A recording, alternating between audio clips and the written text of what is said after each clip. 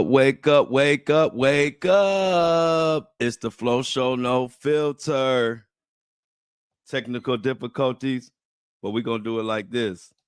The thoughts, views, and opinions shared at the Flo Show No Filter are for educational and entertainment purposes only. I am not a professional. I am just good.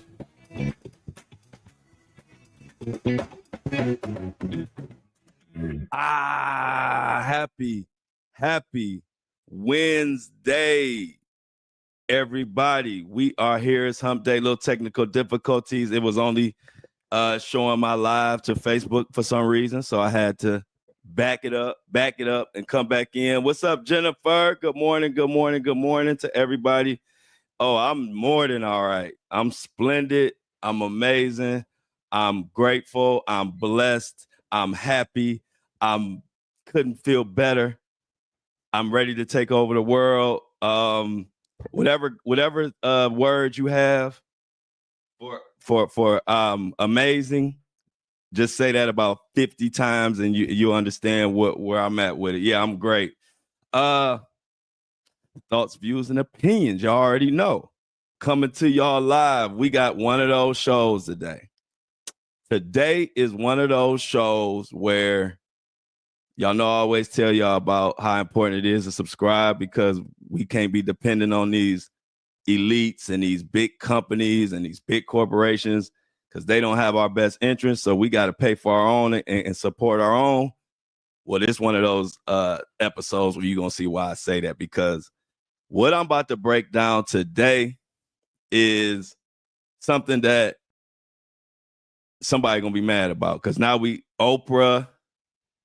got Oprah in this mess. We got Diddy starting all this mess. And not only that, but it also ties to, you know how everybody been saying, where are the kids? Where are the kids? And everybody was talking about those Maui fires. I covered the Maui fires. If you've been following me since the Maui fires were going on, you'll know I covered that. I was one of the first people to break that something ain't right. And I was going viral for saying, like, I think that they did these fires on purpose, or they purposely letting these fires blaze, or they set it ablaze themselves because they want a smart city, and that whole debacle. All of it is connected. And I know big corporations and elites and celebrities will not want me talking about what I'm about to talk about today, but you know me, I don't give a fuck. I'm going into it. We about to dive into this rabbit hole. All I'm saying is this information is about to tear you up. Trigger warning. But I don't know if y'all saw the news about the police chief. The police chief that was caught up in that Diddy lawsuit with Ashley, the one we just went over. If you haven't heard about it, the police chief has been dismissed or temporary for his from his duties, being wrapped up in this Diddy lawsuit. But I did some digging, y'all, and it ain't just this Diddy lawsuit. They've been calling out this chief for his connections, allegedly, to Oprah and Diddy and the rest of Hollywood and the elites. This is heavy stuff today. Today's show is what the Flo Show No Filter is all about, because this is crazy. And it pisses me off because the Maui fires is something that I was covering. So I know what happened or what I think happened. And I think it was shady. I think it was foul the way they did those people in Maui with those fires. And it still never sat right with me. As a matter of fact, the Maui fires, before I get into the Diddy and Oprah connection and all of that, the Maui fires, as for me covering it, the Maui fires were the first time. Now, you remember, I've been attacking Hollywood and elites and the powers that be since the beginning, over 2-3 years ago when I started really getting into this. So I've been doing this, but like I told you, when I first started, it wasn't sexy. It was like when I first started, it was people were still caught up in believing in Hollywood a little bit, you know. Of course, that ain't the case now, but so as I'm covering it, you know, I started to see that the people start waking up and the people start realizing like, oh, this shit is not what we thought it was. And so when the Maui fires came, the moment that in the Maui fires that showed me that as a society, we were pulling together and I wasn't by myself and feeling like something ain't right and we need to quit giving these celebrities all this grace and all this attention like they're so great when a lot of them are doing foul shit. So the Maui fires, when that happened, the moment when I knew we were all coming together and it made me feel good, like, okay, people are waking up. Y'all remember when Oprah and Rock in the middle of the fires came and did this big commercial talking about, hey, Maui fires, power to the people. We need everybody to send whatever. We calling it the People's Fund of Maui. And it was a real corny, cliche announcement that used to work back in the day. That type of announcement worked. But when they announced this time, I was the first one that posted it and said, Rock and Oprah, why the hell y'all asking us for money when y'all got billions? Just pay for it. Or put up most of the money or something. And I didn't know the whole world was going to agree with me. Man, I posted that and it got about 2-3 million views. And then next thing I know, the whole freaking world was cussing out Rock and Oprah. Shit, Oprah and Rock had to turn off their comments because everybody started saying the same thing. Like, why the fuck are y'all asking us for money when y'all got all the money? And furthermore, Oprah, we think, and this is the public talking, we think that you got something to do with this because all of a sudden you got all this property, nothing happened to your property, and y'all buying more property. And then here comes the smart city. If y'all don't remember that, the Maui fires was shady. But like I said, that was the first moment when I was looking at my comments and I saw all kind of people. I saw Democrats. I saw Republicans. I saw Black people, white people, Latino, old people, young people.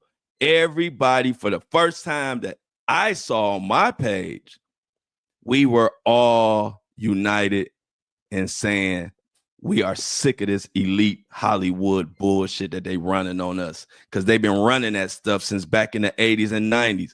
Bunch of millionaires talking about telling us to donate, and like fools, we were donating. Y'all remember that? They used to do it all the time.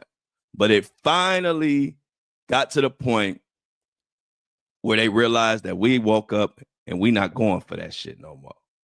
And if you think about it, the Maui fires was the last time you saw billionaires standing up with a smile on their face asking us, who are struggling to eat dinner, asking us to send money when they got more money than us combined. And so fast forward to Diddy. If you don't know, Ashley we just went over her case where she was saying she was trafficked and essayed and raped and all of this stuff with Diddy and 3 other guys. And Diddy was mad because she said allegedly that Tupac, she knows what happened, that you killed, that Diddy killed Tupac. And it's just a mess. Well, now the dominoes are starting to fall and heads are starting to roll. And we got to get into it. Kind of reminds me of that story I told y'all back early on when we first started the podcast. And I told y'all that quick story about how I found out a quick way for me to go out and play. with my mom because I always had to have my room clean. And so what I would do is just stuff everything up under my bed. When I first started doing it, it wasn't much to stuff. I just stuff it. It wasn't nothing under my bed. And as I stuffed, as the summer went on, it was more and more trash up under that bed because every day when I wanted to go out and play, I would just put everything, my clothes, food, whatever, stuff it up under the bed. And it would look like my room was spotless. But it didn't take but one time for me to leave a little piece of trash hanging out the side of the bed, little tiny. And my mom went up there to peek at my room and she looked at that piece of trash. She pulled up that trash and looked under there. And my whole get out, go outside quick scheme was exposed. And I was on punishment and it got ugly for me. And she started pulling out every piece of trash. I felt so embarrassed. And she started calling all her girls, all her friends, and telling them what I did and da-da-da-da-da. But when I told y'all that, I was telling y'all I compared that to the Diddy story. If you remember, I said, this is how the Diddy story is going to be. All this trash been shoved under the rug all this time. So everything looked pretty. Everything looked perfect. Until Cassie was that one little piece of trash dangling out the side of the bed. And once Cassie, and I ain't calling Cassie no trash, I'm just using a metaphor. And once that bit of dirty laundry that was Diddy's trash, his dirty laundry got exposed, now everything is falling after that. Once one thing get exposed, they all get exposed. And I like it. So check what's the latest and greatest. This is the key, I believe. Please listen in because this is the key to where those kids, where everybody been asking, where are the kids? What has been going on with Oprah? This is probably the biggest piece to the puzzle that we have had yet. So everybody listen in and let's break down this whole Diddy Oprah craziness we got going on. So check this out. This is what's going on. Maui mayor, this is from the Honolulu Civil Beat. Diddy is in trouble. Oprah might be in trouble now after this because this dude might start singing more and more and more. So this is what it is. Maui mayor calls for police chief to be placed on leave over Diddy lawsuit. From the Civil Beat by Aaron Nolan. Chief Pelletier is named in the lawsuit alleging criminal conduct connected with the embattled rapper. Mayor Richard Benson has called for Maui Police Chief John Pelletier to be placed on administrative leave in light of recent allegations that he played a role in an elaborate scheme that allowed people to be assaulted by rapper Sean Diddy Combs in 2018. This is law enforcement being caught up and called out for basically being the middleman to keeping these celebrities or people with money from getting in trouble. This was his business, allegedly. So check this out. At the time, Pelletier was a Las Vegas police captain in charge of an area that included the glitzy boulevard of hotels and casinos known as the Strip. On Friday, Pelletier's name was added to a long list of defendants that includes high-profile celebrities such as the Miami Dolphins star Odell Beckham, comedian Drewski, and more. This was originally filed in October in the U.S. District Court. So let me let y'all know what's going on with this. This is the officer that in that lawsuit, I'm going to get to it, but y'all remember Ashley saying there was somebody who posed as an officer. And I saw them with an envelope of money. This is the guy.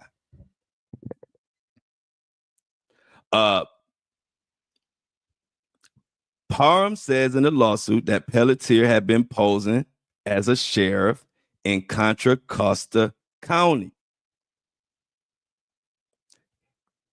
This is in California. When she told him she had just escaped to a neighbor's house after being violently gang raped by Combs, Beckham, Drewski, and others. Now, she informed Pelletier that she did not have her phone, purse, clothes, or car keys, but he did not call emergency services or help her recover her belongings, and instead told her to find a way to get home, according to the lawsuit. So he showed up. He acted like he was helping, but he wasn't there to help. When Ashley Parham was allegedly in dire need of help, she didn't have anything. She called, police come, or so she thought was the police. His job was to come there, put out the fire, act like he was the police, and save Diddy's ass, allegedly. Now, according to these documents, Parham said, and this is where this gets crazy. Parham said she later saw Pelletier hand what she believed to be an envelope of cash to the neighbor who owned the home where she sought refuge after being raped, according to the court documents. The two unnamed plaintiffs, a mother and a son, who are identified in court documents as Jane Doe and John Doe, said they had witnessed Combs and others grape Parham after Pelletier abducted them from their residence in Las Vegas and brought them to the California home at gunpoint in a black SUV.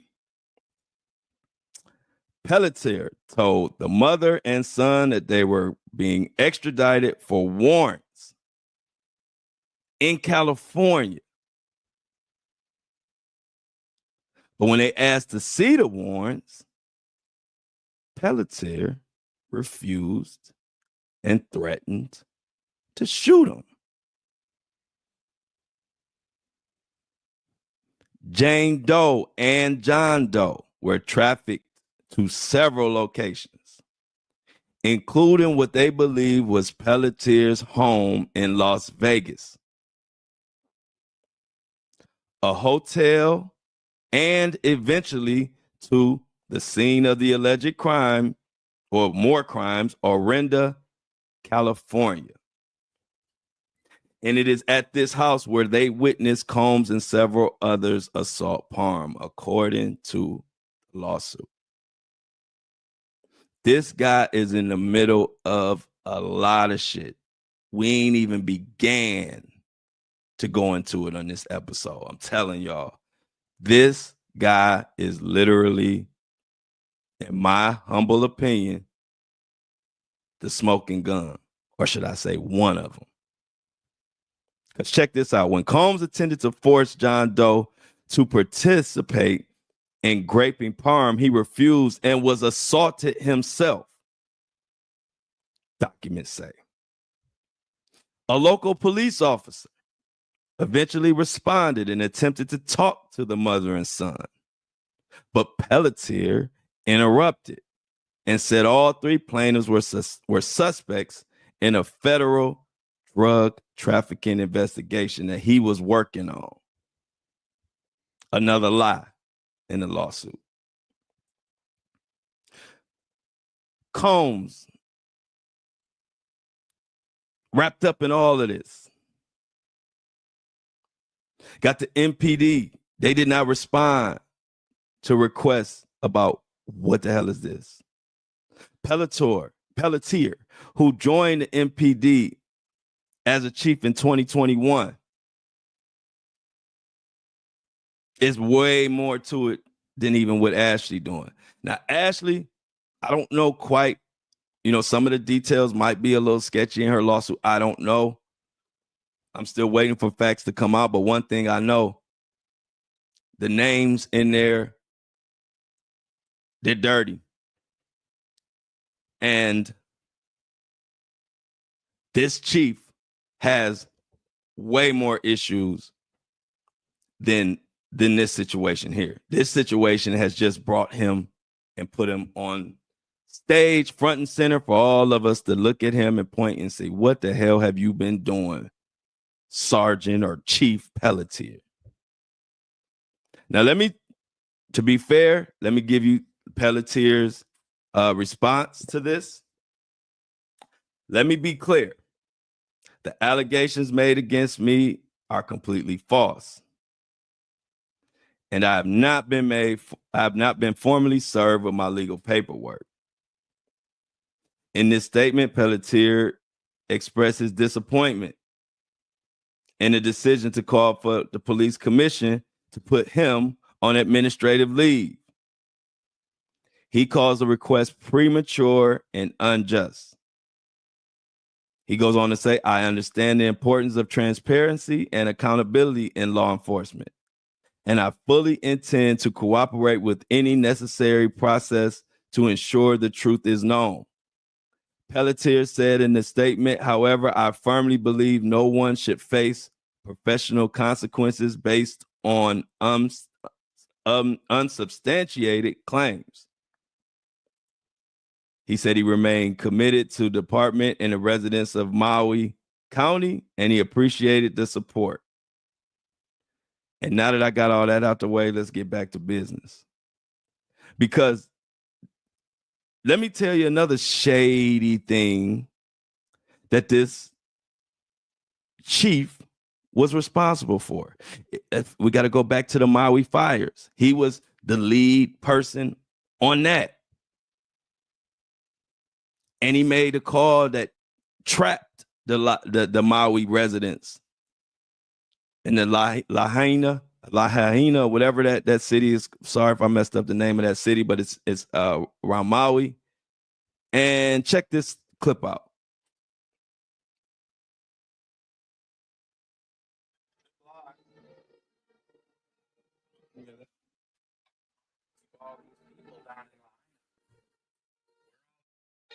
Look at this. Holy shit. This is a nightmare. I don't know where he's going. Probably to block our street. They're going to fucking barbecue all these people down in Lahaina. We're all trapped down here. They're blocking off all exits. Everyone is just stuck. Going in a circle in a fire pit. Now, let me give you the background what he's talking about. That was in Lahaina. Now, the police chief made a controversial call that everybody, even at the time, said, this ain't right. Something's going on. And what he did was he closed off and barricaded all the streets that Lahaina people were able to evacuate through. And so what happened was the only people who were able to survive those crazy fires were the people who disobeyed the police and went through the barricades. The people, most of them, who obeyed the police chief and the police orders, which came from this guy, Pelletier, the people who obeyed got burnt up. And we called out this back when it happened. This was like last year, maybe July, but I believe it was like over the summer. I don't know the exact. I know it was last year, early in the year. And when this happened, we called this out then. We were like, why is the police chief basically setting people up to be unalived? Now his name comes up with Oprah. Now his name comes up with Diddy. And so now we go back and we say, wait a minute. So what we thought was actually what it was. This chief has been in the middle of the Las Vegas tragedy that we thought the biggest, what was it? One of the biggest shootings, mass shootings that they had in Vegas.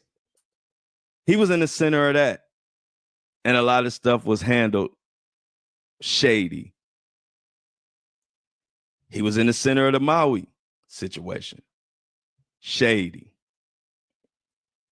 And he's in the middle of Diddy and Oprah. So now let's get into this shocking article that comes from November, mind you. This is another thing. Listen to this. This is written by Paul Smith. Mob connected Maui police chief John Pelletier to Oprah Winfrey and Diddy. November 18th, 2024. So this is before this is before what we're talking about now. They were already tying him to Diddy and Oprah back in November. So let's go on to this article. I'm telling y'all, this is about to open up a can of worms. And I'm here for it. Check it out. So this was at the time, he was current Maui police chief John Pelletier faces renewed scrutiny over his mishandling of the Lahaina fire disaster, along with other allegations of corruption. The former Las Vegas Metro Police captain appears to have brought his tarnished reputation with him as he settled into his new position. Pelletier has been accused of negligence and corruption during what many insiders have described as his reign of terror. Pelletier has been named as the chief that caused several high-ranking members of Maui Police Department to resign or take an early retirement due to his threats. Further sources have confirmed Pelletier's direct trafficking connections to Sean Diddy, Combs, and Oprah Winfrey.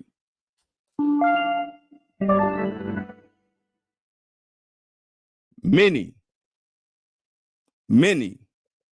Maui citizens and family members have banded together to demand accountability from the person they have dubbed Terror in Chief, John Pelletier. The moniker given to him seems fitting, given the long-running controversies that seem to follow Pelletier wherever he goes. Since his selection as police chief, Pelletier has been hit with allegations of corruption. The Maui Police Commission has been accused of wrongdoing for their role in choosing Pelletier. People are getting in trouble for even choosing this guy. This is November. We in March, headed to April. Allegations of Pelletier's unethical behavior in Maui dates back to 2021, when Pelletier was accused of collusion with Maui Police Commission members, along with abusing the system, leading to his improper selection as chief. Accusations of suspicious flights to Las Vegas by commission members. Pelletier brought on his Las Vegas Metro Police Department cronies, Charles Hank, also known as Hank the Shank, and Ron Olson with him as part of his takeover and corruption of the Maui Police Department. After removing a guy by the name of Ricky from internal affairs, Pelletier then placed his boy Hank the Shank in that position. This guy is a menace. I always knew it was something shady behind the Maui fires. I always knew the only way elites and powerful people could even engage in a lot of this illegal trafficking and stuff they do, they had to have or have to have someone in law enforcement. And now it's starting to be revealed. The grassroots campaign to hold Pelletier and the Maui Police Commission accountable has gained traction, has brought attention to the plight of Maui fire victims. This dude not only was shady with Diddy, but he engaged in shady stuff with Maui, Las Vegas, Diddy, Oprah, and the list goes on. Chief Pelletier, remember the name. He mishandled the Lahaina fire situation, which we figured it was being mishandled because they just trying to build a smart city. They wanted everything to burn down. In February, back last year, a guy named by the name of Derwin outlined the controversy surrounding Pelletier, saying this, and I quote, "We have discovered new info about how the previous police chief was forced into early retirement, how Maui Police Chief John Pelletier was selected, ethics violations, and all type of corruption. Critics of John Pelletier have accused him of lying on his application and his resume, threatening fellow police, and all type of egregious crimes.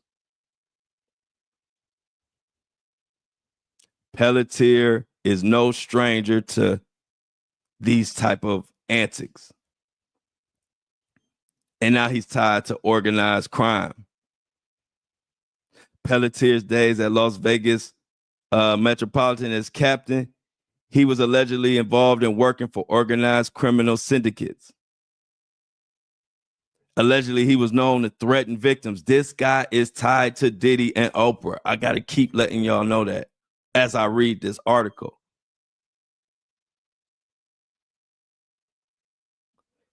He was a part of covering up sex trafficking criminals. In other words, kidnapping and assaulting victims will be threatened with false charges to silence them. Do you understand the significance and the seriousness of what this chief is involved in? And it would have went unnoticed had Diddy not been brought up on charges and all of his dirty laundry being aired out for the world. That is the only reason Pelletier is on the hot seat. Silencing victims, and you are law enforcement filing fake charges. So what they would do was the victims would be forced to drop the complaint or not even file a complaint at all. Allegedly, Pelletier would threaten that the assailants would file charges against the victim, claiming that the victim stole their car and drove themselves to Las Vegas. Our source states that Pelletier would flip everything on his head, enabling the perpetrators. You ain't gonna get this breakdown nowhere else, y'all. This one of those breakdowns that somebody might show up at your door for telling this stuff. But this the Flo Show No Filter. We're gonna get into it. Let's continue with this Diddy, Oprah, Pelletier, shady connection that's alleged. Sources continue stating that Pelletier also served in internal affairs, stating he was, even during times he was not even in that role. They were lying. He lied on his resume, lied on his application. Further, it's alleged that he would misuse police resources including drones, helicopters, in order to stalk targets of the mob. He has also attempted to get warrants and court orders against victims to bust into hotel rooms and settle scores for the mob. Allegations link John Pelletier to Buffalo crime family, a crime family known for running cocaine. And now citizens are demanding answers. Where are the children? And check this out. See, I've been digging. I did a lot of digging. I told you, when it ain't too much to break, that's when I get to do my best work. Because, I got to keep y'all in the loop of what's going on every minute, up to the minute in the Diddy world. But when you get a little break, I get to do this. I get to do some investigating, some real journalism. So check this out. This is also connected to this Maui shit and Diddy and this shady dude. I had to break down all the stuff he has been doing. But check out what one of his cronies did. And you're gonna be like, oh my goodness. Check this out. New details in the indictment of a Maui fire chief charged with sex assault and continuous sexual assault of a minor. The new court documents say Battalion Chief Sean Rogers began abusing the victim in 2019 when she was about 12 years old, and the alleged assaults continued for about 2.5 years.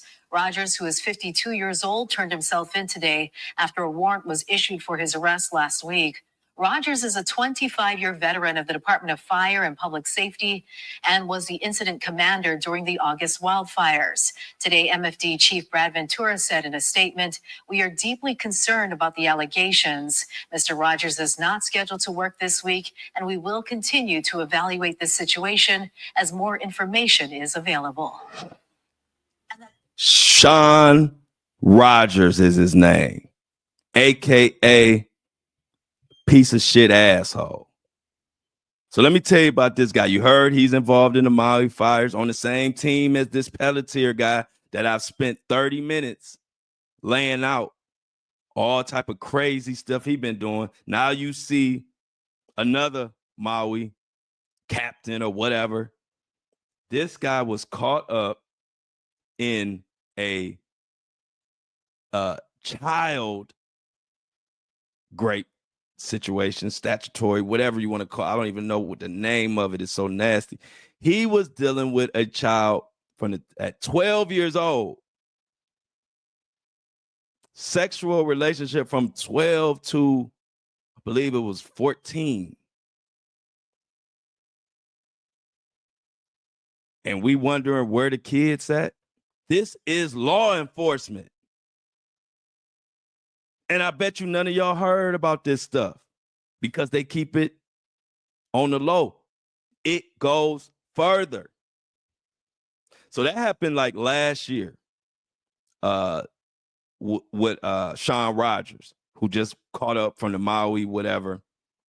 Now, this is where it gets even shadier because I did more digging because I said, okay, he was arrested. I mean, yeah, he was charged, but what was the end result? Do y'all know? And I think it was December of last year, they temporarily dismissed the charges against this captain with this known relationship with this 12-year-old. They dismissed it, saying that they're temporarily dismissing it because the family or someone took away the application for what do you call it? Restraining order. They had got a restraining order against this pervert, and somehow they took that away. And then the lawyer did something. The defense and the prosecution, they all worked together, I believe. When I read into it, it didn't make no sense. But the bottom line is they have temporarily dismissed the charges, not saying anything about that he was innocent or he was cleared. They dismissed the charges on a technicality. And then they said that the prosecution has 60 days to refile. That was in December, January, February. That time is up. Guess what, y'all? I searched high and low. Unless they buried the article and put it on the dark web or somewhere I couldn't find it, they ain't never prosecuted this dude. They dismissed the charges and there was no refiling. If that doesn't scream corruption at the highest level, ain't no such thing. You got evidence of a captain of Maui police caught in a known relationship with a 12-year-old that lasted for 2.5 years. And then the case mysteriously gets dismissed and saying that the prosecution technically has 60 days to refile it. And then that 60 days has come and gone. And it's no update to that case. No article saying, hey, this guy got off. Nothing. If you look it up, the last article you will be able to find is the last one saying it's been dismissed temporarily and they have 60 days to file it. You won't find an article after that. These are the people that are tied in with Oprah and Diddy. And now that this dude is in hot water, I believe he's going to start singing. I think he's going to start singing his ass off. Now, with all of this news, with the trafficking being exposed, law enforcement, multiple law enforcement people on hot water, now everybody is looking into this Diddy and Oprah connection to the Lahaina human trafficking that been going on, that a lot of people don't want to speak about. And we were talking about it when the Maui fires were going on, and then the conversation died. But let's not forget, it was John Pelletier who gave the order to trap victims, in a sense, in that line of fire by barricading the only route that they had to get the hell up out of there. Pelletier also, coincidentally, was on the scene and was a commander during the Las Vegas shooting, biggest in history. Allegedly, Pelletier forcibly took a Diddy victim at gunpoint from Las Vegas to California to be raped by Diddy. And he did this by posing as a sheriff executing a fake ass warrant. And I don't like it. And even after all of those events I just spelled out for you, even after all of that, Pelletier was still named Chief of Maui Police. And no sooner than he was named Chief of Maui Police, guess what just so happened to happen after this shady motherfucker gets the job? The damn fires happened. Right after he becomes the Maui chief, here come the most devastating fires they've seen in years. Coincident? I think not. Many questions are looming. Whether or not children went missing after those fires. Entire families disappeared without a trace since those fires. Oh, we gonna talk about some shit today. This the type of shit TikTok banned me for, because I'ma say it. You ain't gonna hear too many people say it, but I'ma say it. this story gets deep.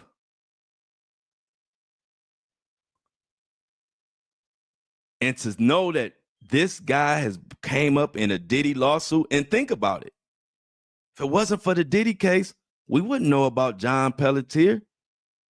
I was screaming top of my lungs, standing on the top of every mountain, screaming something went right in that Maui situation. I didn't get much feedback about John at that time. They were protecting his ass. But now that he's been caught up in this Diddy mess, now people are coming back saying stuff like, there was so much that happened to the indigenous locals of Hawaii after those fires. And y'all know who ended up with a lot of that land? Dear old Oprah. Same one that asked us to give up our money. See, it's funny. You know what this reminds me of? When stuff gets exposed, it's kind of like my uncle did. Y'all know I got stories, I always got stories. But this is what happened. Same thing about that Maui fires, how the dude ended up getting a job and immediately the fires happened, and then they dig into his background. He lied on his resume. He's shady as hell. And then the Maui fires, the timing told everything. Well, let me tell you an example where that happened in my family. I've been working since I was 12 years old. I was helping my mama pay mortgages at 12 years old, delivering papers. That's the type of kid I was. Facts. So my family had businesses. They loved putting me in the middle of the business. So I had an uncle who had a store that you could compare to Blockbuster back before Blockbuster was even out. My uncle owned video stores. We did rentals. And he also sold music. And as a young kid, and this is why I look back and I've always realized I was just an old ass soul, because I was only 14 years old, about to turn 15, when he hired me to work at his store. It was called Hits Music, like hits, like hit records. It was called Hits Music. And he had workers who would work. Say this one guy, I don't remember his name, but he would work he worked Friday nights and Saturday nights. And Friday nights and Saturday nights, if you own a business, restaurant, or anything, you know, pretty much Friday night and Saturday nights in most mom and pop businesses are where you make the most money. And one thing my uncle knew about me is he always knew I was honest as hell. I ain't gonna take $1 from you. You ain't gonna take $1 from me. And so he hired me. I said, Uncle Art, I'm too young to be watching people. I'm 14 years old. My job was to keep track of 30-year-olds. That's how much trust my uncle had in me. But I'm stay with me. I'm getting to a point. So what was happening was every Friday and Saturday, my uncle would make about maybe $1,000. And it got to the point where he felt like he should have been making more. And even some days he might only make $600 or $800. But a funny thing happened. The minute he hired me to work with that guy on Friday and Saturday, the very first day we made $2,000 the day I worked. Even the guy tried to play it off. He said, man, you good luck. We making money now. Then the next Friday that we made $2,000. Saturday, we make another $2,000, $2,500. Then the next Friday and Saturday, because I only worked Friday and Saturday night. Next Friday and Saturday, $2,000 more, $3,000. By that third week, my uncle fired dude. And I was so young and naive, you know, I don't know shit yet. I ain't lived life. I didn't pay attention. What really would happen? I said, damn. I had got close to the guy. We had worked 3 weekends in a row. You know, everything was cool in my mind. And my uncle said, when I went up there one Friday, I was by myself showing a new person how to work. And my uncle said I had to fire, let's just say his name, Tony. I don't know if that was his name, but my uncle said I had to fire Tony. I said, dang, what happened? He said he was stealing. I said, how'd you know? He said for 3, 4, 5 months straight, he never made no more than $1,000 on a Friday and Saturday. He said the first day you worked there to watch and see what's going on, we doubled. And then the next day we doubled. And then the next weekend we doubled. And he said by the time the third weekend came, I know he was stealing that whole time. I said, damn, I didn't even think about that. And that's the funny thing about timing. Timing will tell on your ass, especially if there's history there. So how does that story tie in? Just like the guy, this shady ass chief that's been connected to Oprah and Diddy and with this trafficking and all in these lawsuits. Now we looking at the timing. The minute you hired as Maui police chief, after already having a shady ass history, immediately this mysterious ass fire comes that everybody figuring that it's more to it than just the fires. Timing is everything. So I'm going to ask again, where are the children? And hold up one second. Y'all know I always got to shout out the people that make this possible. The people that allow this podcast to keep going and making it what it is. And it's the subscribers. So I always got to name all the subscribers. The subscriber of the day, please subscribe and keep truth alive. I will shout you out. Nothing means more to me than the subscribers of this podcast and this podcast in general, because it's doing great things and it's giving me an opportunity to make an impact that I always dreamed of making. Well, now the dream is happening with my eyes open. And so I always take the time to thank not only the subscribers individually, but also the shoppers who are shopping on andidon'tLikeIt.com. The famous phrase that I've coined that everybody, they know me as and I don't like it. They know that more than they know Flo. You say Flo, they be like, huh? The dude that say and I don't like it. Oh, him. andidon'tLikeIt.com. We got the t-shirts, the hoodies. We got the Flo Show No Filter coffee mugs. We got the Flo Show No Filter hoodies, all on And I Don't Like It. So I'm shouting out everybody who's supporting, because I told y'all one thing about me, I ain't a salesman. I don't do sales pitches. My sales pitch is just the truth. I want to have subscribers and subscription base and my own merch and do everything be self-sufficient for my community and my subscribers, so we always could come to the table every morning and talk about whatever. Because I guarantee you, if I took on some of these big corporate sponsors that want to sponsor me, they wouldn't want me talking about this Oprah being tied in with this shady ass Maui fire chief guy and Diddy. It would be after this episode, I would get a call or email, hey, we didn't really like that. Can you take that down? So to avoid that, we being self-sufficient over here, and I appreciate everybody keeping truth alive. But let me shout you out. Subscriber of the day, and the subscriber I'm shouting out. Please subscribe if you want your shout out. But subscriber of the day today is a young lady by the name of Linda W.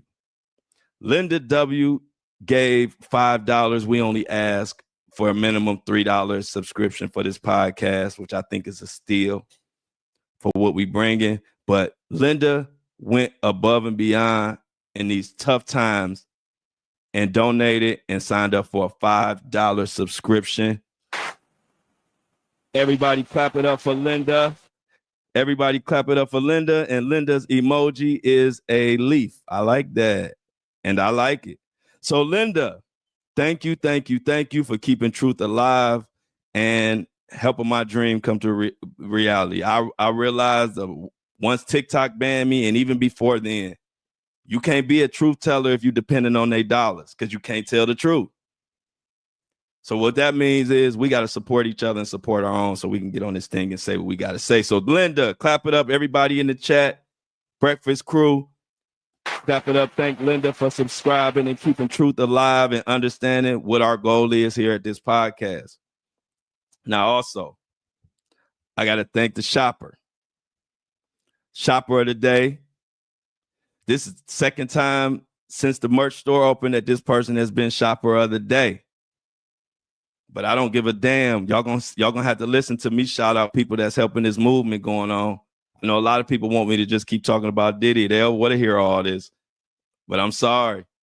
I'm going to always show love to those that support this podcast because don't nothing mean more to me than this podcast and my subscribers, you know, other than my family and stuff. But I'm talking about as far as content. And so let me shout out Shopper of the Day for the second time. Everybody clap it up for Michelle Johnigan. Michelle already, I ain't gonna tell all her business, but she done got the hoodie, she got the t-shirt, she doing her thing. She and I don't like it. Flo No Filter all the way up. But now she really ready for the breakfast time because she the breakfast crew and the breakfast show.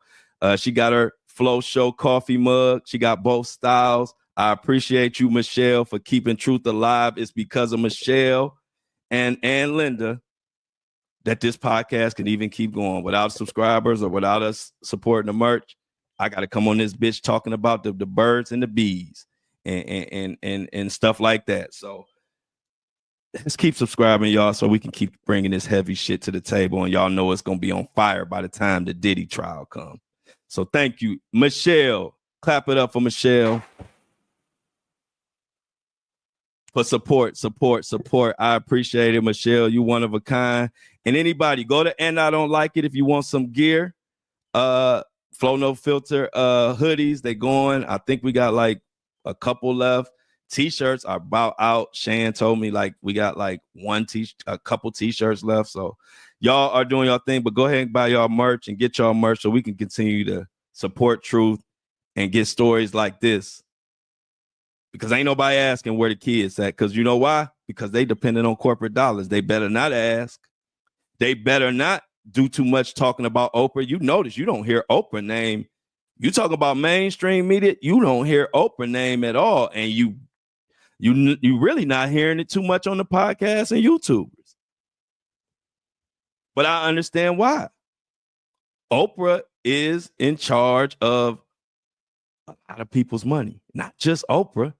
Oprah is connected to a lot. So a lot of people scared and don't want to say nothing. But see, that's why I'm smarter than that. I'm not getting tied up in that corporate money. And now you got me on this bitch talking like the rest of these podcasters that's scared to say stuff. I ain't that one. I don't give a damn. If I can't say what I want to say, I'm not doing a podcast. Y'all know me by now. That's why all I give about is my subscribers and my podcast and my community that rock with me. What y'all want to talk about is what the fuck we gonna talk about. Period. If it ever came to a time where we can't talk about what we want to talk about, that will be the last day of this bitch, of this podcast. So appreciate y'all for supporting. If you want to subscribe, the link is in this description notes. This is also available on Apple and Spotify. Please go check me out on Apple and Spotify. Is there anything else I needed to get to today? Because y'all know it's like I can't go a day without forgetting something. Oh, knew it. That's why I like to go back. John, one of my recent subscribers, John left something in the fan mail. So because I can't respond in the fan mail, I'm gonna start responding on the show. So if you ask me a question in the fan mail, listen to the show for the answer. So he says, yo, Flo, this is John. You know how to listen to the premium content on Spotify instead of using the website.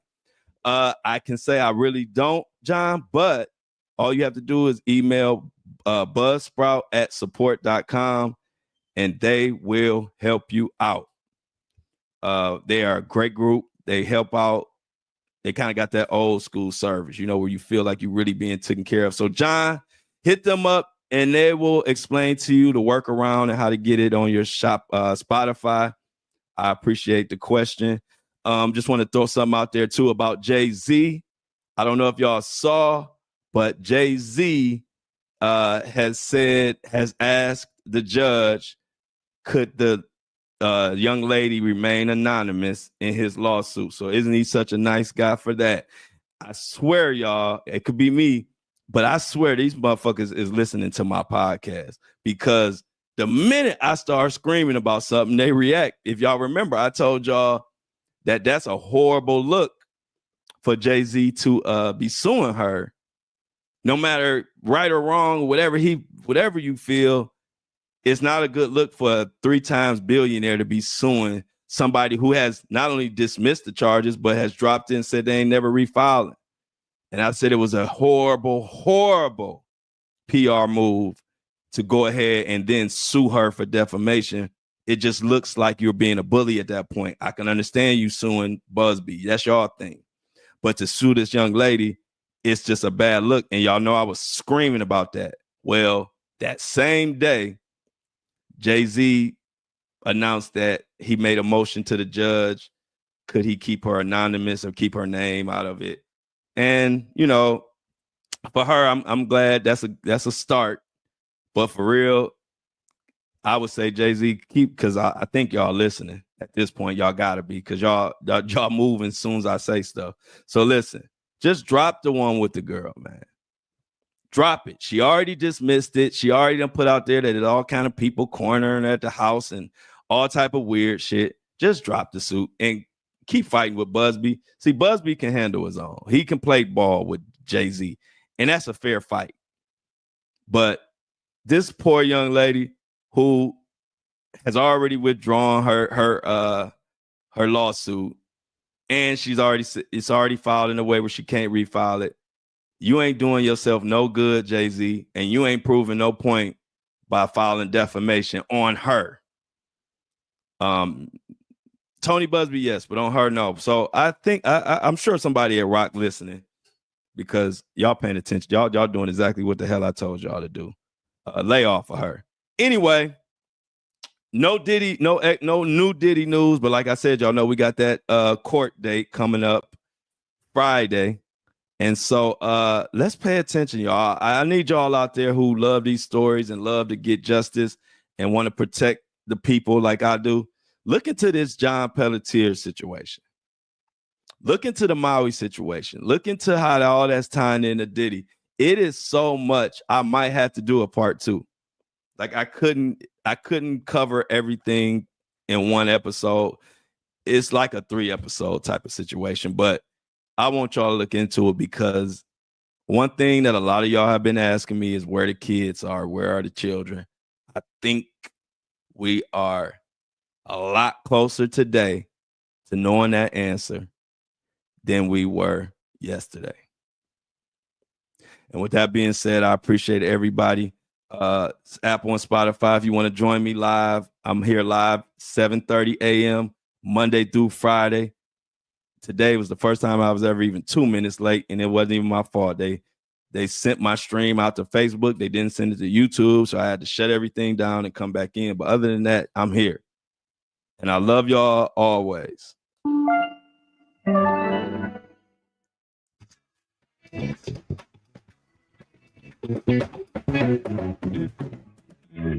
As always, I love y'all, but I'm out.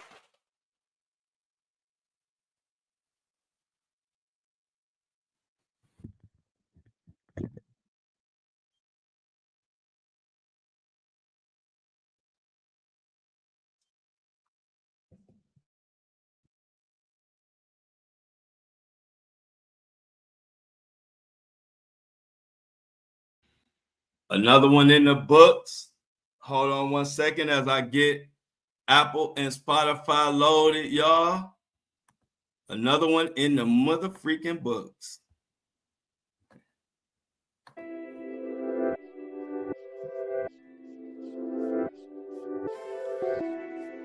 Okay.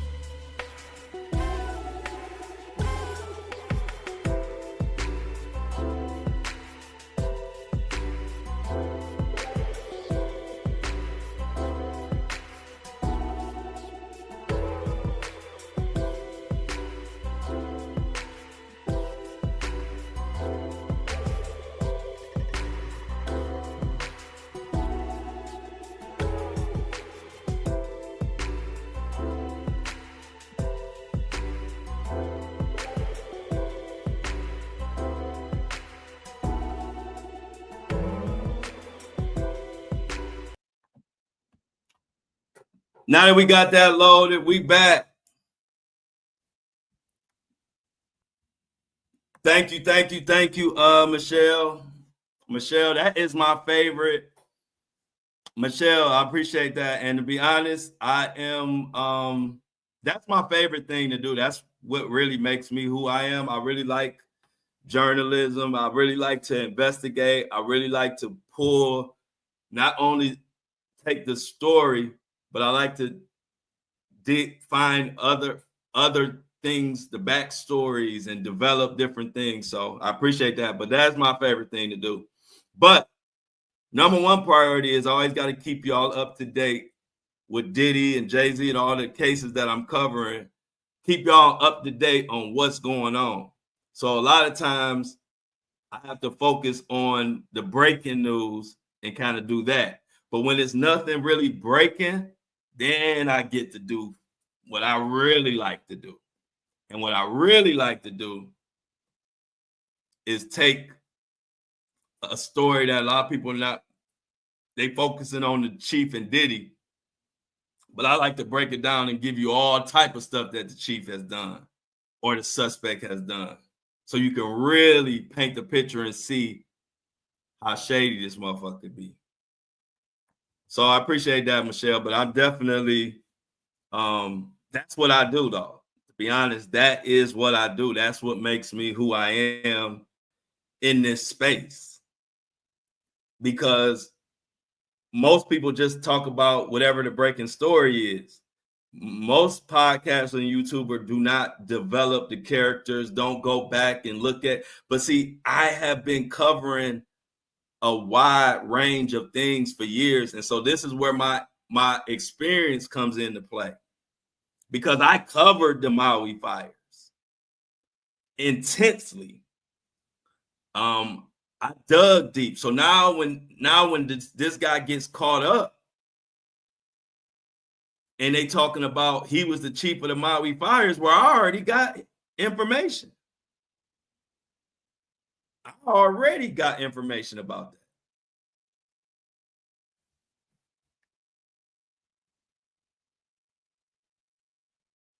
Man, they better not. No.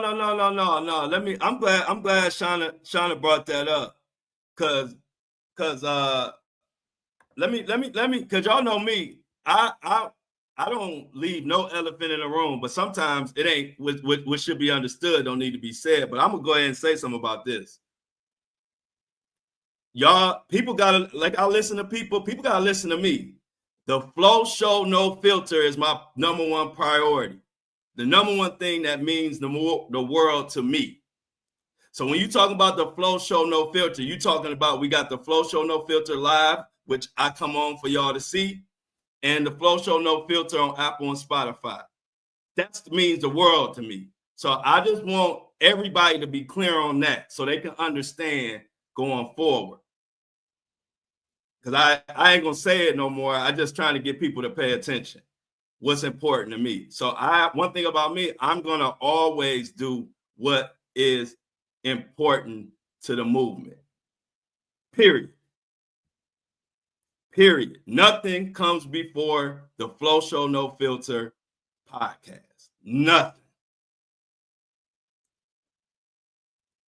So I don't even get bothered. I don't think twice. About it. It's a reason why I have 5 stars. Do y'all know I'm one of the most opinionated people out?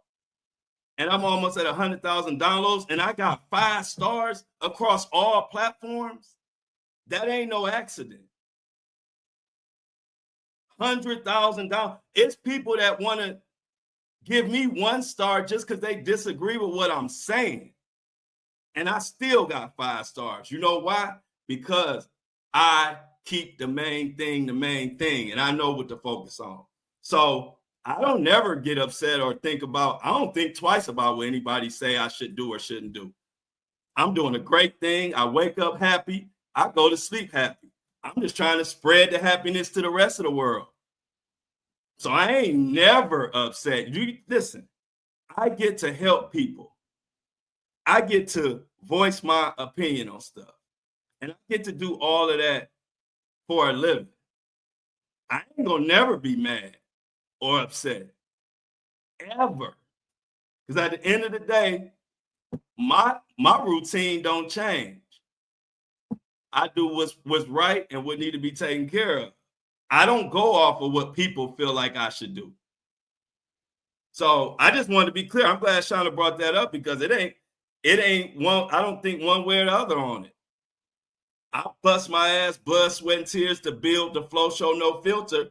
So I don't expect people to understand how important it is to them as it is to me. All I can say is I say it every episode. So to me, anybody, you got to listen to me. And I've been doing this a long time. So let me tell you something. When I first started, you got supporters. You got supporters who going to support you just because of your content. You got supporters who are going to support you just because of who you are. You got supporters that are going to support you for your content and who you are. I know the difference. So I don't get bent out of shape. I know and I appreciate all support. I appreciate any support, even if it's just for my content. I told you the story about when I told you my mom got burnt up and people just say stuff about like, why is the story so short? See, that's a person who I appreciate their support, but that's a supporting who I'm just content to them. And that's fine.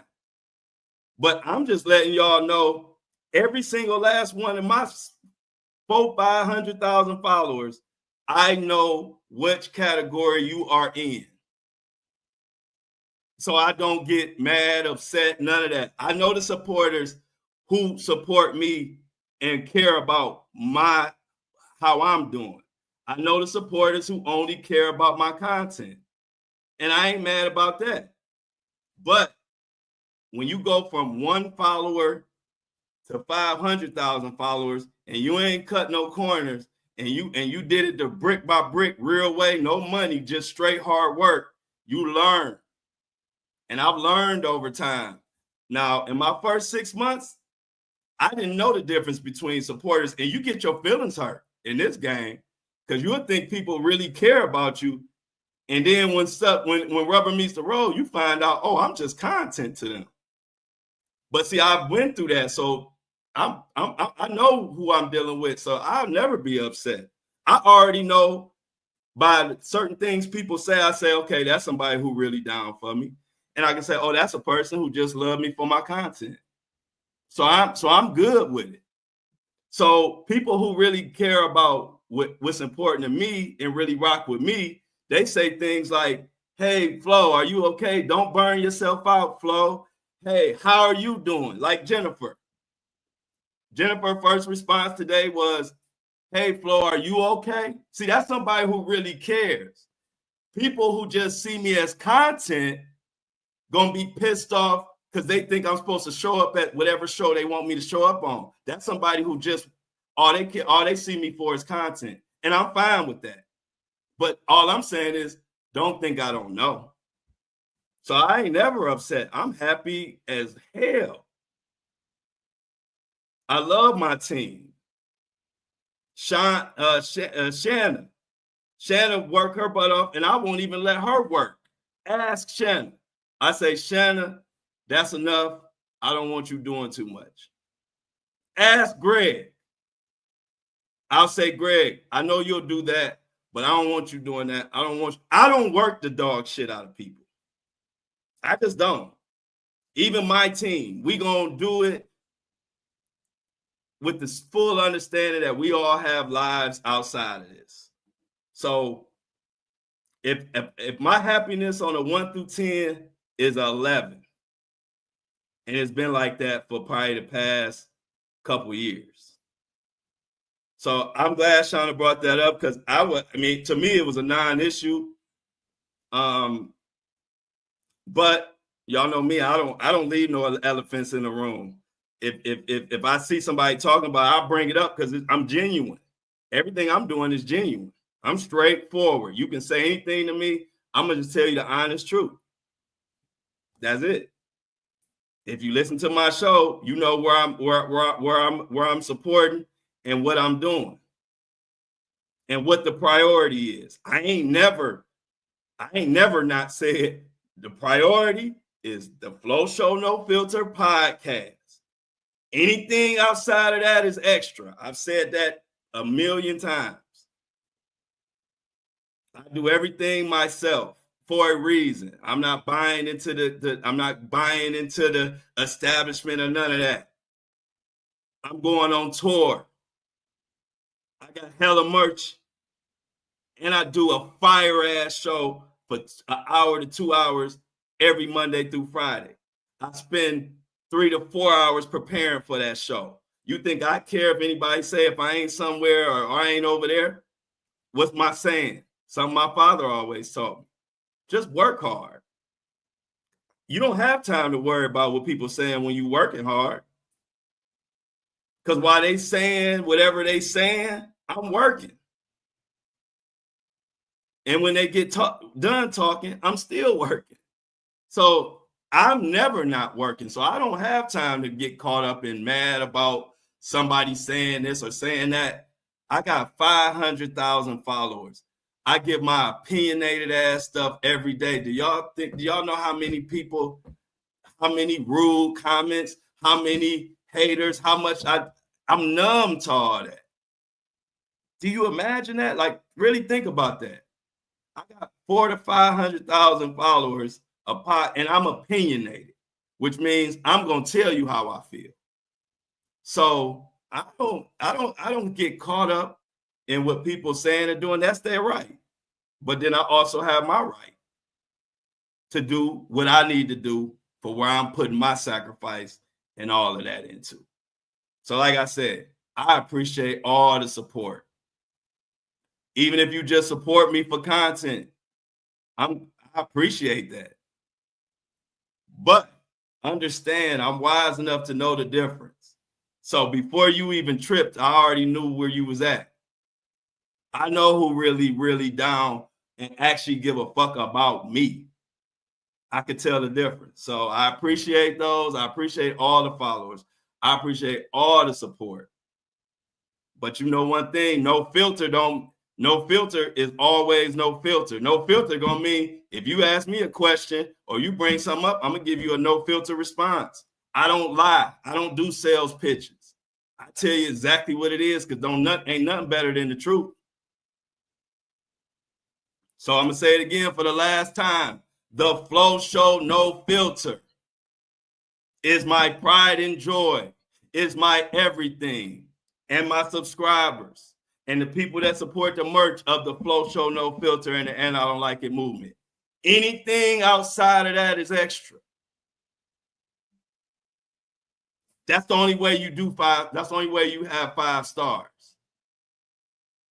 But if I get spread or try to put too much priority on stuff that ain't priority, now my podcast slipping.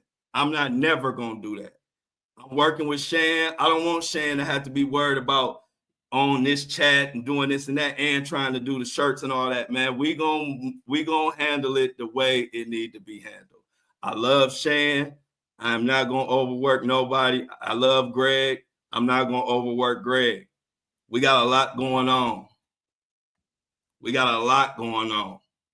So I hope that's the last time I had to tell y'all how important the Flo Show No Filter is to me. I say it every episode, but I think with Shauna bringing that up, this might make it a little more clear.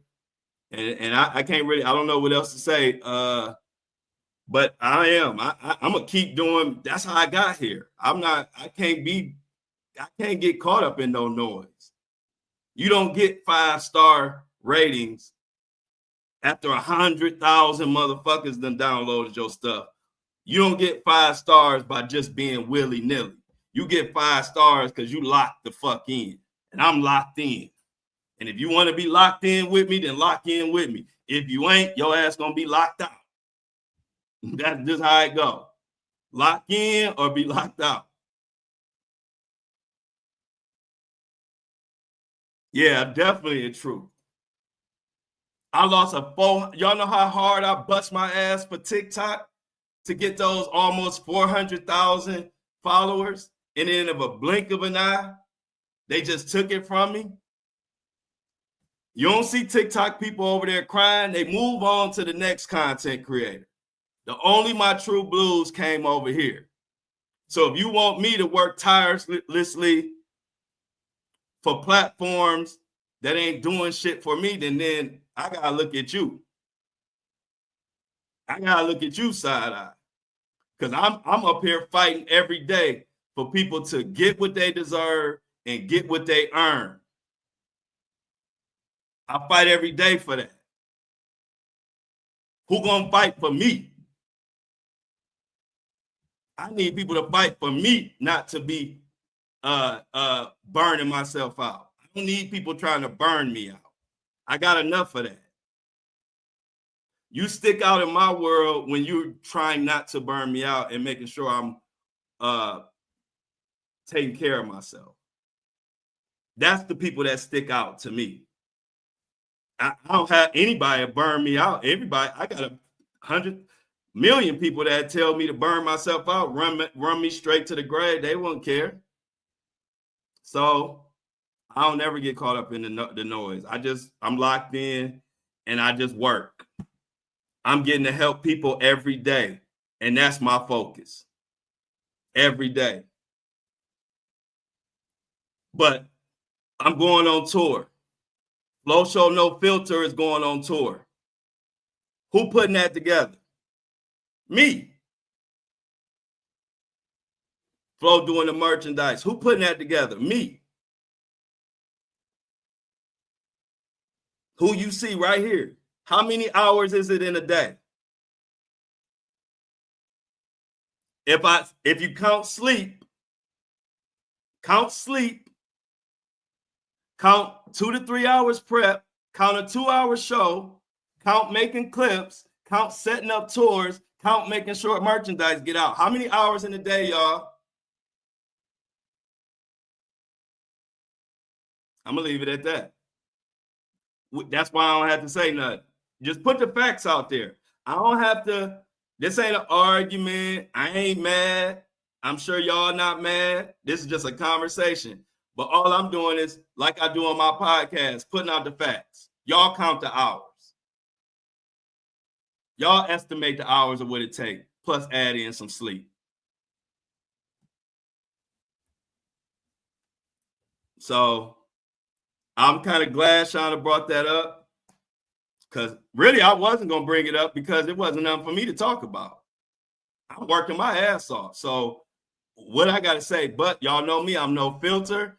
I don't hide from elephants. If it's something going to be brought up and I'm seeing it 2 or 3 times, I'm going to speak on it. And guess what? From celebrities to anybody in the comments to anybody have a problem, I will always put the link to come in this thing in the comments. And anybody that got that feel like I need to be doing more, or I ain't doing enough, I have the link in the comments for anybody to come up here and tell me straight directly. Forget all the chat, forget the comments. I got the link in the thing. If anybody ever want to come up here and tell me I need to do more, I ain't doing this or I ain't doing that, then we can talk about it straight back and forth. And I've always extended that. And most of the time, don't nobody take me up on it. But I'm always willing to talk because I love explaining my side, because everything I do is with purpose and intention. Everything. So I don't have a problem explaining.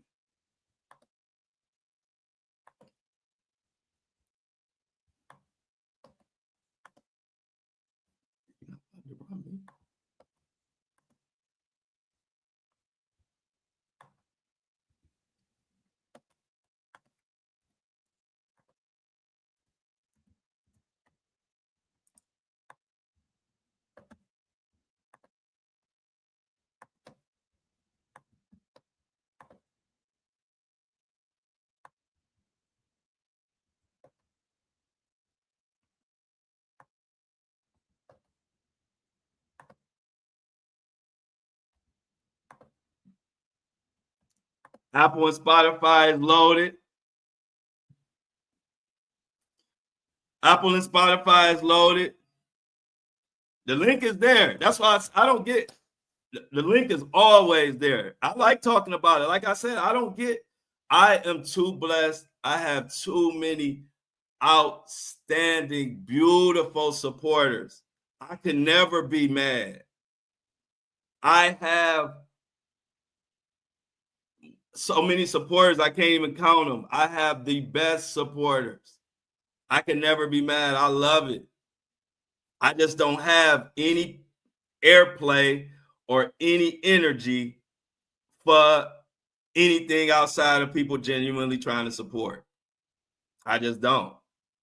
I've been around the block. I know how to handle this thing. I know how to handle this situation, how to handle even being in this position, because I don't get caught up in that. I don't get caught up in the hype. I'm here to bring justice, to bring awareness, and to take the Flo Show No Filter as high as I can take it.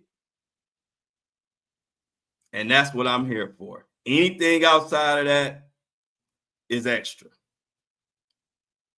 I do stuff for the love because I love my people, but ain't nobody gonna work me to the ground. So y'all don't even gotta worry about it. But I appreciate the ones who hit me up and be like, Flo, don't burn yourself out. It means a lot for y'all that y'all even say that. But I'm telling you, don't worry about it. I come from a good family. I come from good stock. Ain't nobody gonna make me do nothing that I ain't comfortable with doing or I can't do. Nobody. And I don't get upset about it. I don't get mad about it. Like I told you, I appreciate that people give a fuck. So let me be clear. I don't get mad about that. I appreciate that people care if I'm on live or if I'm not on live or if I'm at the show. Because what do I always say? People don't have to give a damn. People could not give a damn if I'm on or if I'm off. And I wouldn't want that. So it's never an anger. It's never a mad. It's just straightforward. A lot of people ain't used to getting straightforward truth because they think people tend to think straightforward truth mean mad, and it don't. When you're a genuine person, straightforward truth just you want to know the truth. I'm gonna just tell you the truth. That's it. And it's funny because my son is the exact same way. And me and him get along good, but I notice people around him be like, sometimes they'll be like, is your son mad? Or I don't know, because your son just said this and he didn't. I'll be like, he cool. He just like his dad. He just straightforward. My son he probably never get mad at nobody. He might have an opinion about stuff and he might tell you the straight truth of what he feeling. But my son, I almost don't even know who he ever mad at. He don't get mad, but he just like his dad, where he just a straight truth teller. And a lot of times people want the truth, but they can't handle the truth. To them, the truth is you mad. Y'all can ask Shan. It's easy to know when I'm mad when you really know me. Ask Shan. Ask Shan. Y'all always can get in touch with Shan. You don't gotta worry. Shan always know what's going on with me. Or Greg always know what's going on with me. So if you don't see me on this morning and it ain't a holiday, then that's when you worry. That's what I'm trying to get y'all to understand. So we on the same page. So y'all don't worry. If it ain't a holiday and I don't upload no Flo Show No Filter, then it's time to worry. See, I'm just a straight shooter, so you'll know. If it ain't a holiday and I don't upload no Flo Show No Filter podcast, that's when it's time to worry. Call everybody, figure out what the hell going on, make sure I ain't unalived. And so, Greg be incognito, yeah. But Shan, that's my sis. Shan gonna know everything. Shan know everything, just like I know everything was going on with her. So Shan will always know, but I'm just telling you, if I ain't only time you need to be worried is if I don't upload a podcast and it ain't a holiday, something ain't right. Because I ain't missed a day. And I only missed a couple holidays only because I want to make sure I don't burn myself out. But I don't really like missing no days on my podcast. I have to force myself to take holidays off because I really want to upload every day. I would upload through the weekend if I didn't understand that I have to watch myself and not burn myself out. But to be honest, I could upload a podcast episode every day. I just know I can't do that and still keep the level and keep it at the high level it is if I burn myself out. But yeah, so if it ain't a holiday and you don't see no podcast episode, then it's time to call the police. Okay, K Marie. Stay blessed. Thank you, McKay Marie. Have a good day. Stay blessed. Keep your head on a swivel. And today I didn't even get to announce. I forgot to announce the tour. I was supposed to announce the tour starting on the podcast today, and I didn't. I forgot to announce it, so I will announce it tomorrow. But first date is going to be in Detroit. First date announced, I should say, is going to be in Detroit. I'm working on getting feedback from venues now. I don't know if y'all sent Shan any venues, but I'm talking to a couple venues in Detroit area as we speak, and I'm gonna let the listeners and fans and supporters decide where I'm going. So tomorrow, when I was supposed to announce it today, but I forgot. So tomorrow, I'm gonna announce on the podcast about the tour, and I'm gonna let anybody know if you want the podcast, want me to come to your city, then you're gonna have to send some messages, put in a fan mail, because I'm just going to the cities that people ask me to come to the most. So Detroit was the first one that a lot of people inboxed me. A lot of people sent me messages on my social media, and even a lot of the crew, the breakfast crew, said Detroit. And so it was so many people said Detroit. I said, okay, I'll make Detroit the first one. So after Detroit, whatever everybody else announced, once I announce Detroit, then I'll work on the other cities. But for now, right now, I know for sure it's Detroit and Cleveland and probably Columbus, but for sure Detroit and Cleveland right now. But I know once I announce it, it's going to be a lot of other cities.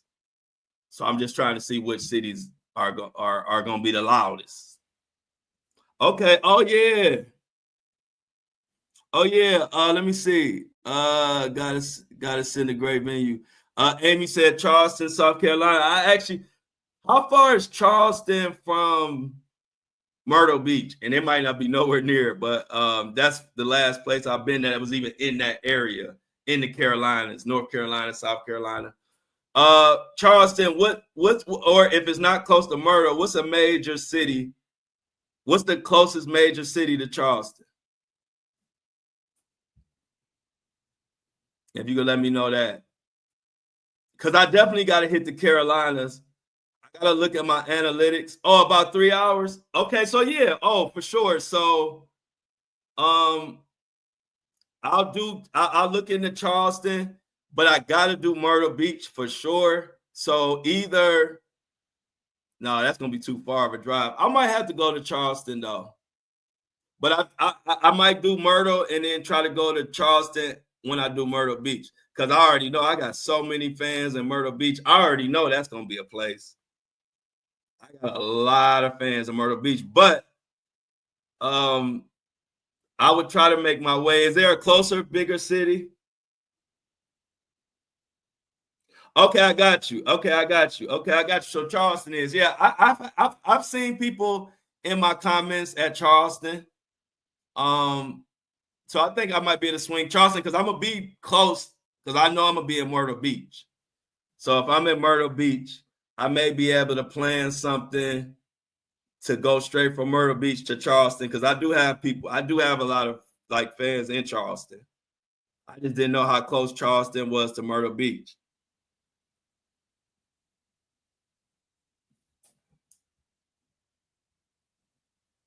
Oh yeah. Thank you, Not Dreamer. And Not Dreamer, one of the day ones. See, that's that like I already know Not Dreamer will be one of the ones I would put in that category. Like I know Not Dreamer is actually not only just down for me for my content, but she actually care about my well-being and who I am as a person. And so you really value those type of supporters. Like I said, Not Dreamer, I don't know if it's besides Shan and True, Not Dreamer might be my longest standing supporter. So she know me. She know me. She know what I stand for. She know what type of dude I am. And I ain't changed from 2.5, 3 years ago. And I ain't gonna change today. I'm gonna be the same. Now Dreamer the same flow. Now Dreamer ran into 2 years ago. When I ain't had nothing. This the same flow with a popping podcast and 500,000 followers. I'm still the same flow. So I appreciate you, Not Dreamer, because I don't get caught up in all that mess. Like I literally do this for y'all. Like I really do. If anybody knows me, like Shan knows me. Shan know I don't need to be seen. I could just be in audio world with my podcast and be just as happy. That's just how I'm wired. I'm not here to be seen. But I also appreciate my supporters, and I try to give more and more that I can give to them. But to come on this video, this is strictly fans. This is strictly support. This is strictly my love to my people who support me. Because if I didn't have genuine love, I would wake up in the morning, do my hour podcast, and keep it moving. I wouldn't even pop on screen.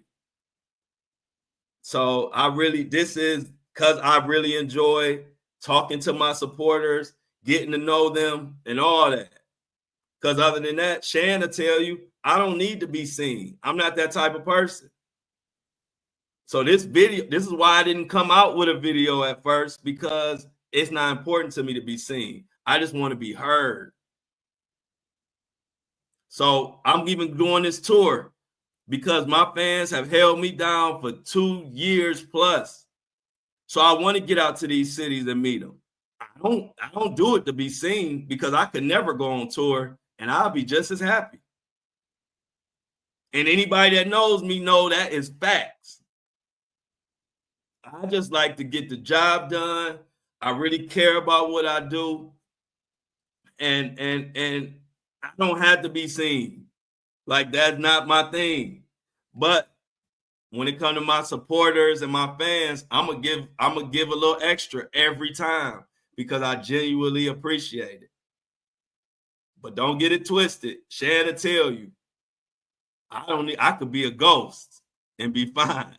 I'd just be a voice in somebody's speakers for the rest of my life, and I don't need the fame. I don't do it for that. I do it for my fans, my supporters, and my purpose. That's it. My fans, my supporters, and my purpose. I don't do this to be famous. I don't do this to be seen. I don't do this to say, look at me. Because if I was, my podcast would have been video from the day one. But what happened is I started audio, and I kept having supporters say, Flo, you should do some video episodes. I want to rock with you. I want to see you. And finally I said, all right, you know what? Let me do video. Let me add video into it, so I'll record the video as I do the podcast. That's how that even came to be. So just letting y'all know I do this for love, so y'all understand, like, I really do this stuff because I fuck with y'all. Because if I didn't, I wouldn't do this. I would just wake up in the morning, do my podcast, and carry on with my day. But I love the support. I love that y'all down for me. I love that I can get on here and y'all accept me for whatever the hell I say, and y'all appreciate that I'm just giving y'all my straight truth. And so because of that, I owe y'all. I owe y'all for that. So that's why I do stuff like this. So I really, just to let y'all know, this is real. What we got going on is real. Everybody got me.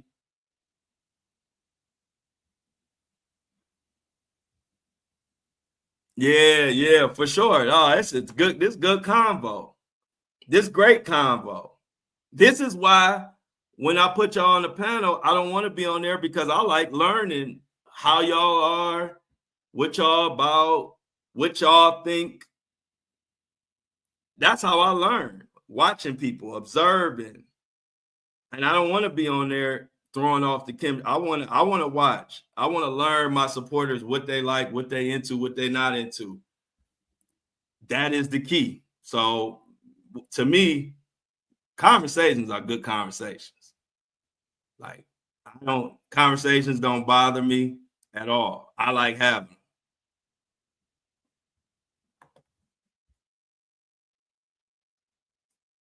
So I'm glad, like I said, I'm glad Shauna brought it up, because I would only talk about it if y'all bring it up, because other than that, like, I didn't think it was a reason. I didn't feel like it was nothing that needed to be said.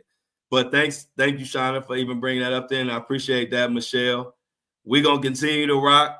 One thing, like I told y'all from the beginning, you got a podcaster, got a content creator who ain't afraid to tell you or anybody exactly the truth, and I like that. I like people that's honest with me. You don't got to tell me just what you think I want to hear. Tell me the honest truth. That's how I learn. I can't learn from fake news, or I can't learn from phoniness. I can only learn from honesty. So I appreciate when people be straightforward, 'cause I'm a straightforward person. Oh yeah, the panel. Hey, look, the panel days is gonna continue. Ladies' night is gonna continue. Not Dreamer. Hey, Not Dreamer, you must have had some coffee this morning. I ain't never seen Not Dreamer in on the breakfast show with this much energy. What been going on with Not Dreamer, y'all? What's that coffee? What kind of coffee you drinking, Not Dreamer? Always. Hey, Michelle said, wait for the wine down. Oh, look, I told y'all, I knew it. I knew Not Dreamer had some good coffee over there. Oh, yeah, Not Dreamer comes in on fire. Soon as Not Dreamer turn her camera on, it's on fire. Not Dreamer come in, what we used to call Not Dreamer come in hot. I told you. Hey, look, and see, that's the thing. I will read people like a book, just my loved ones and my people. I knew Not Dreamer had coffee. You know why? I know Not Dreamer's more in the energy level. See, I pay attention to all of y'all. Whether you know it or not, that's one of my gifts. My brain pays attention, even when I don't know I'm paying attention. And I study, I know everything about y'all. So I know Not Dreamer's energy. And I know today she had some good coffee, because she always come in hot. But she came in extra hot today. She had that, Tuck said she on that Flo Pacino. Hey, y'all, I got to come out with my own coffee. Hey, look, that's going to be the next thing, y'all, like down the line. But I got to come out with my own Flo Pacino coffee. Yeah, she does. I like it. Yeah, I love Not Dreamer, man. Ain't nothing like passion and energy. Ain't nothing like it, especially when it's genuine. Like Not Dreamer, just like I say how I am, Not Dreamer been the same way for the 2 years I know Not Dreamer.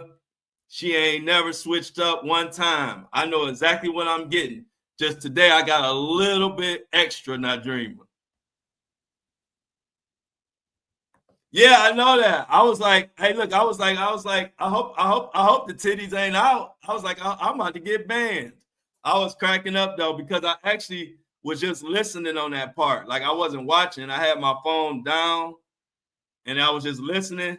And then next thing I heard about rubbing titties and all that, I said, whoa. But I ain't tripping about it. I know my team got me, so I ain't even had to worry. But I was like, damn, did she pull boobs out on my YouTube channel? But I wasn't even worried. I know y'all gonna take care of me. I wasn't even worried. I ain't even pick up my phone thinking nothing was wrong. I was just laughing. I was like, that's Dreamer. I love Dreamer though. I love everybody that follow me, which like I always tell y'all, that's why I'm just honest. If y'all want to know something, I'm gonna speak on it. This ain't no sales pitch over here. We just family. This is my family, my extended family, ever since my real family kind of fell apart. Once my granny died, this is my extended family. And one thing about my family, we gonna talk and we gonna be straight shooters, but we love each other. But we gonna be straight shooters. You're gonna ask me a question, you're gonna make sure you want to hear the answer. And don't be talking about you think I'm mad, because I ain't. I like talking. I love clarity. Like I love to, if you wondering where I'm coming from, ask me. I'm gonna tell you exactly. And that's what I want out of y'all. I love it. So, like I said, Shan, no, I'm the type that if I'm mad, I'm gonna tell you I'm mad. Like you ain't gonna have to read between no lines. I'm gonna tell you what I'm mad about, why I'm mad, and how we can fix it. That's how I am. I ain't one of those people you got to read between the lines and wonder if I'm mad. Shan will tell you, because Shan has seen me when I was upset at somebody. I'm straight shooter. You won't have to figure it out. I'm going to tell you. I don't want you to have to figure it out. I want people, when I'm mad at them, I want them to know. I'm that type of person. I want somebody to know I'm mad. When I'm mad, I ain't about to hide it. I'm gonna tell you what you did, why I ain't like it, and that's that. I ain't about to be playing 21 questions, sitting there with an attitude, but I ain't saying nothing. That ain't me. Like I said, ask Shan, she'll tell you. She'll tell you like, nah, I know when Flo mad, cause it ain't hard to know, cause I'm gonna tell you exactly that I'm mad and why I'm mad. So I just love the whole crew we got. Everybody got their role. Mini-Me keep us up to date on every freaking story that's going on. She's a blessing to the crew. She sends prayers. She helps everybody. If they got an ailment, Mini-Me gonna tell you what to use. Shauna was the first one on the morning when I did my video. Shauna was the first one on the first episode. We did the first episode. It was just me and Shauna. It wasn't nobody else. It was literally me and Shauna early in the morning. And she was on time. So Michelle, always been supportive. Jennifer, Amy, we them boys, Felix, Lauren, all these names I'm remembering just off the top of my head. C Tuck, some of our newest members. C Tuck in the building. Like I said, it's growing and it's growing. We got Sybil, Felicia. We got the other G Money. It's like I said, when you got it like that, I'm just being so honest with y'all. I could never be mad. Like I'm so fulfilled in what I'm doing. I can never be mad. I just really want y'all to know that. So I don't want y'all to ever even think. I'm too happy for my closest people to think I'm mad. I'm happy as fuck. Let me be straight honest with you. I'm happy as a motherfucker. Is that clear? God has blessed me in a way that I never saw coming. It's not a second go by I'm mad. For real. Not a second go by. I ain't mad. I'm happy as fuck. Matter of fact, I spend more time cultivating and taking God's blessing further my mind is so much on that, I don't even have time to be mad. Like, what? Mad? Why I'm gonna be mad at? Ain't nobody got it better than us. When I say us, I'm talking about our community. They need to be mad. I ain't mad. Let them be mad. Yep, I agree with you, Nadreema. I'm private too. Yeah, exactly. We are all family. I'm private too. I'm with you on that, Nadreema. It's very hard for me to get with new people, or I got my same friend for damn near fucking 40 years. My same best friend. Damn near pretty much 40 years.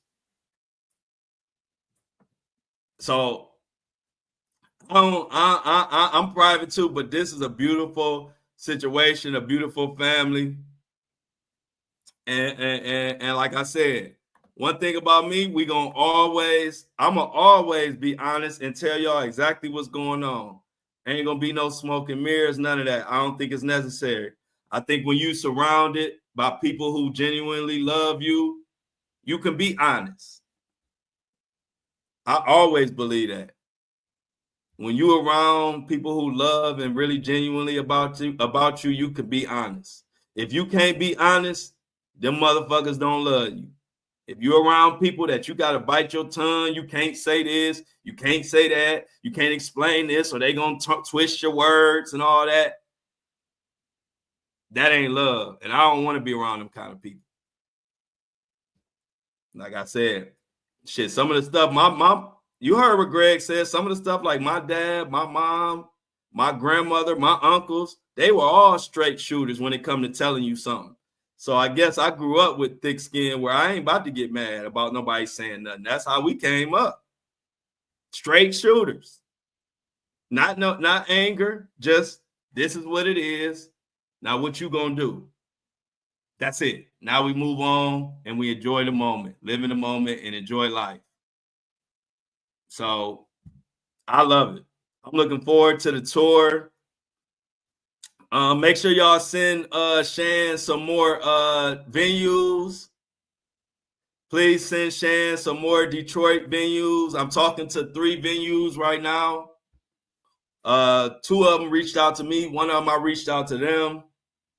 But if y'all can send some more venues to Shan, I'll reach out to them.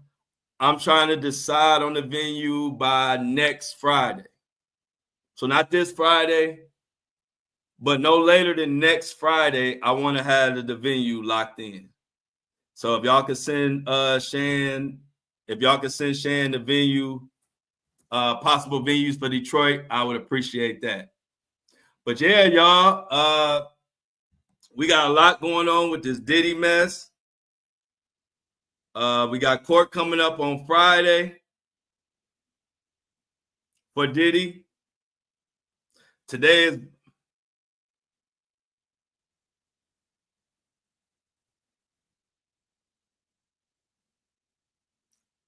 whoa, hold up, y'all. Check this breaking news. Check this out. Oh my God. Jay-Z's accuser heard on tape saying he never raped her and claims her attorney pushed her to file the lawsuit. Now they saying it's a tape now. This is the tape. Check this out. This is from the Jasmine brand. The woman who alleged Jay-Z raped her in 2000 when she was 13 years old is heard on a recording confessing that it never happened and her attorney pushed her to sue. Now, in the recording obtained by, and see, this is the thing, y'all know ABC News has been Team Jay-Z. So I'm just throwing that out there. This is coming from ABC News, Team Rock Nation. So just put that, I'm just putting that carrot out there before I continue. Now, one private investigator asked, he was just there, but he didn't have anything to do with any sexual acts towards you. To which the woman identified as Jane Doe responds, yeah. She then says attorney Tony Busby was the one that kind of pushed me towards going forward with him with Jay-Z. She later dropped the lawsuit with prejudice, so she can't refile it. Busby has since called the woman's claims a blatant lie, adding, as far as the suggestion that I pushed Jane Doe to bring a case against Jay-Z, that is a blatant lie that is directly contrary to all the documentary evidence. Meanwhile, Jay-Z's attorney, Alex Spiro, we've all agreed that his name is Spiro, right? So we're going with Spiro. Alex Spiro says the tape speaks for itself. She says in no uncertain terms, Mr. Carter did not do this. It's effectively a lie. And the only reason Mr. Carter is even involved in this is because she was pushed to be involved with him. The truth had to fully come out. This person cannot be allowed to sort of hide from reality. This was a false accusation. Carter is suing the woman and Busby for defamation claims they both deny. Now, before I get out of here, it could be a multitude of things. First of all, it could be true. That could be a real tape. That could be really her saying that, and that's really how she felt. Let's throw that out of the way. So that's what ABC's saying. But let's say what else it could be. It also could have been they showing up at her door. She's scared as hell. Because it kind of sounds like that. Like, not only is you going to say it didn't happen, but if you're scared and they pulling up on you with private investigators and you don't know what's about to happen, then what do? Take it a step further and say, as a matter of fact, Tony Busby made me do it. So that could be the case. The last thing could be, it could be somebody else. We don't know for sure if that's Jane Doe. But let's say if it is Jane Doe, two options. It could be true, or it could be she was there and they were pressing her and scared the hell out of her. And she came up with saying, you know what, it didn't happen. As a matter of fact, Tony made me do it. Because if a woman is sitting alone with 3 or 4 guys, private investigators, I'm sure she's scared out of her mind. But that's just breaking news. So y'all know I'm going to dive more into it. But that shit just literally came across the desk.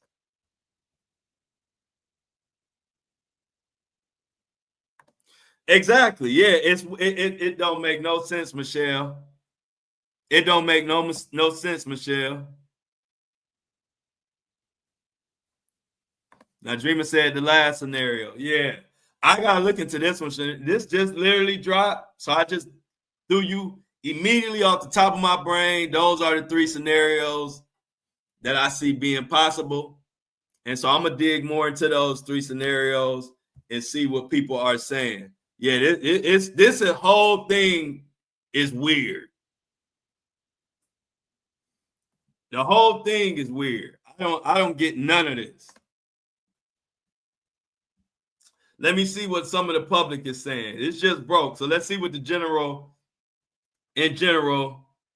some people saying false claims ruin lives and reputations, even when the person is found innocent. It should be a crime.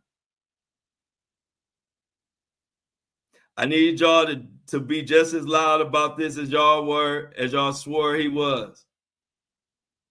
This woman should be arrested. Busby is cooked. So this is the general consensus right now. We're going to see how it plays out throughout the day, but I will definitely be talking about this tomorrow. Like I said, I always give y'all all the possible scenarios. I give you my opinion of what I think happened, but I'm going to give you all the scenarios and I'll let y'all choose which one y'all believe. But this story stinks. This story stinks. And on that note, I'm about to do some digging. So please send the venues for Detroit and make sure tomorrow, I'm gonna write in my notes that I announce the tour tomorrow on the podcast. Send Shannon the venue group in the group me. Send that to her. If you got a Detroit venue. Other than that, let's get those. I'm gonna check into that, Michelle, and let's get those I'm out in the chat before we get the hell up out of here.